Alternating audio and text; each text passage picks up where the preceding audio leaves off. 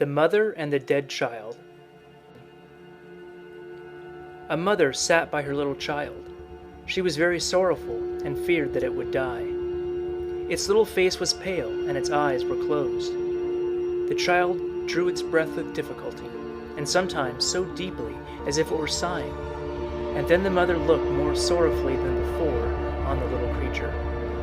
Then there was a knock at the door, and a poor old man came in, wrapped up in something that looked like a great horsecloth, for that keeps warm. And he required it, for it was cold winter.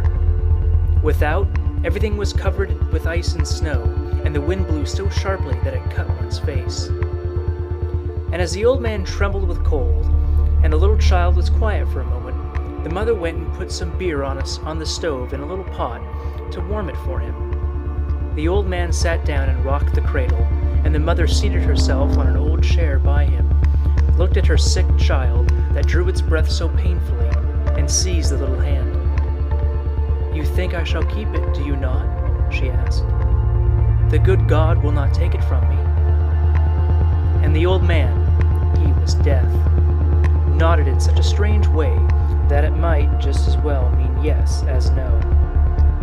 And the mother cast down her eyes, and tears rolled down her cheeks. Her head became heavy.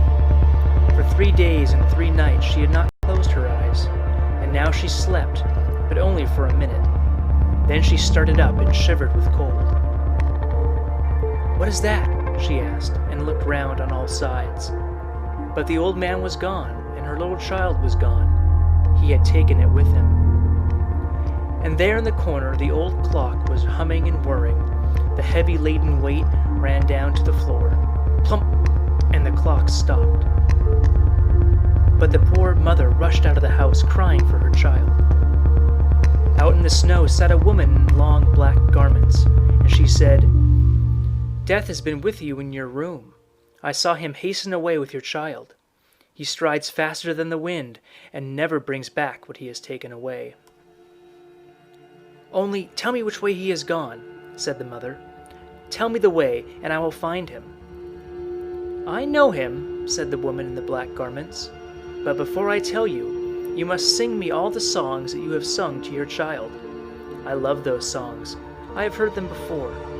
I am Night, and I saw your tears when you sang them." "I will sing them all," said the mother, "but do not detain me, that I may overtake him and find my child." But Night sat dumb and still. Then the mother wrung her hands and sang and wept. And there were many songs, but yet more tears, and then Night said, "Go to the right into the dark fir wood, for I saw Death take that path with your little child." Deep in the forest there was a cross road, and she did not know which way to take. There stood a blackthorn bush, with not a leaf nor a blossom upon it, for it was in the cold winter time, and icicles hung from the twigs. "Have you not seen Death go by with my little child?" "Yes," replied the bush, "but I shall not tell you which way he went unless you warm me on your bosom. I'm freezing to death here, I'm turning to ice." And she pressed the blackthorn bush to her bosom, quite close, that it might be well warmed. And the thorns pierced into her flesh, and her blood oozed out in great drops.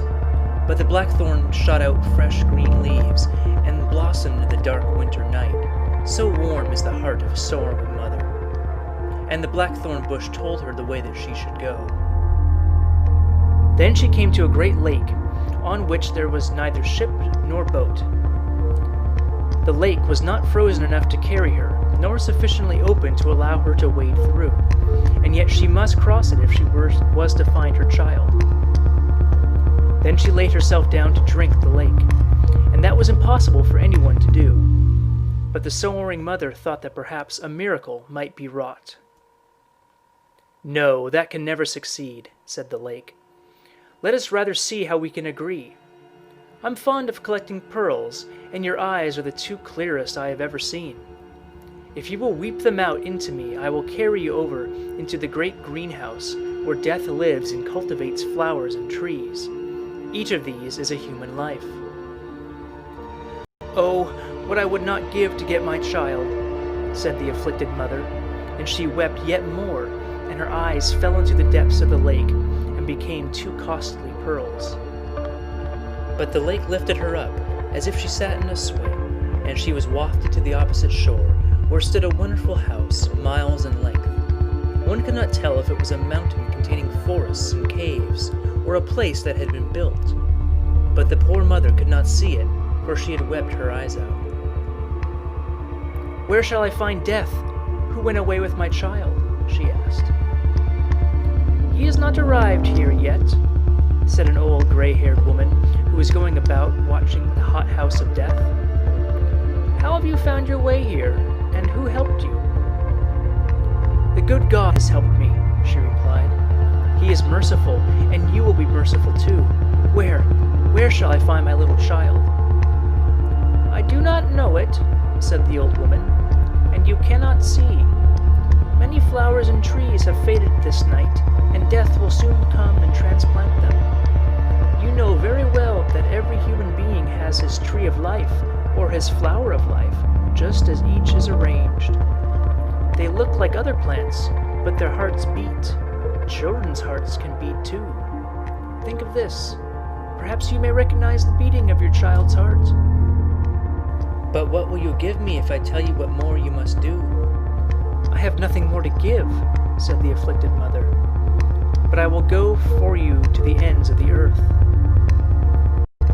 "I have nothing for you to do there," said the old woman, "but you can give me your long black hair. You must know yourself that it is beautiful, and it pleases me. You can take my white hair for it, and that is always something." "Do you ask for nothing more?" asked she. "I will give you that gladly." And she gave her beautiful hair, and received in exchange the old woman's white hair. And then they went to the great hot house of Death, where flowers and trees were growing marvelously intertwined. There stood the fine hyacinths under glass bells, some quite fresh, others somewhat sickly. Water snakes were twining about them, and black crabs clung tightly to the stalks. There stood gallant palm trees, oaks and plantains, and parsley in blooming time. Each tree and flower had its name. Each was a human life. The people were still alive, one in China, another in Greenland, scattered about in the world. There were great trees thrust into little pots, so that they stood quite crowded, and they were nearly bursting the pots. There was also many a little weakly flower in rich earth, with moss around it, cared for and tended. But the sorrowful mother bent down over all the smallest plants, and heard the human heart beating in each, and out of millions she recognized that of her child. "That is it!" she cried, and stretched out her hands over a little crocus flower, which hung down quite sick and pale. "Do not touch the flower," said the old dame, "but place yourself here, and when Death comes, I expect him every minute, then don't let him pull up the plant, but threaten him that you will do the same to all the other plants. Then he'll be frightened. He has to account for them all. Not one may be pulled up till he receives commission from heaven." And all at once there was an icy cold rush through the hall, and the blind mother felt that Death was arriving. "How did you find your way hither?" said he. "How have you been able to come quicker than I?" "I am a mother," she answered. And Death stretched out his long hands towards the little delicate flower. But she kept her hands tight about it and held it fast, and yet she was full of anxious care lest he should touch one of the leaves. Then Death breathed upon her hands, and she felt that his breath was colder than the icy wind, and her hands sank down powerless. "You can do nothing against me," said Death. "But the merciful God can," she replied. "I only do what he commands," said Death. "I am his gardener. I take all his trees and flowers and transport them into the great paradise gardens in the unknown land. But how they will flourish there, and how it is there, I may not tell you." "Give me back my child," said the mother, and she implored and wept. All at once she grasped 2 pretty flowers with her 2 hands and called to Death, "I'll tear off all your flowers, for I am in despair." "Do not touch them," said Death. "You say you are so unhappy, and now you would make another mother just as unhappy?" "Another mother?" said the poor woman, and she let the flowers go. "There are your eyes for you," said Death. "I have fished them out of the lake. They gleamed up quite brightly. I did not know that they were yours. Take them back. They are clearer now than before. And then look down into the deep well close by. I will tell you the names of the 2 flowers you wanted to pull up, and you will see what you were about to frustrate and destroy." And she looked down into the well, and it was a happiness to see how one of them became a blessing to the world, how much joy and gladness she diffused around her. And the woman looked at the life of the other, and it was made up of care and poverty, misery and woe. "Both are the will of God," said Death. "Which of them is the flower of misfortune, and which the blessed one?" she asked. "That I may not tell you," answered Death.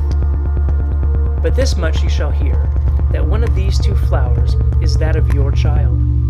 It was the fate of your child that you saw, the future of your own child." Then the mother screamed aloud for terror. "Which of them belongs to my child? Tell me that. Release the innocent child. Let my child free from all that misery. Rather carry it away, carry it into God's kingdom. Forget my tears, forget my entreaties and all that I have done." "I do not understand you," said Death. "Will you have your child back, or shall I carry it to that place you know not?" Then the mother wrung her hands and fell on her knees and prayed to the good God. "Hear me not when I pray against thy will, which is at all times the best. Hear me not! Hear me not!" And she let her head sink down on her bosom. And Death went away with her child into the unknown land. End of The Mother and the Dead Child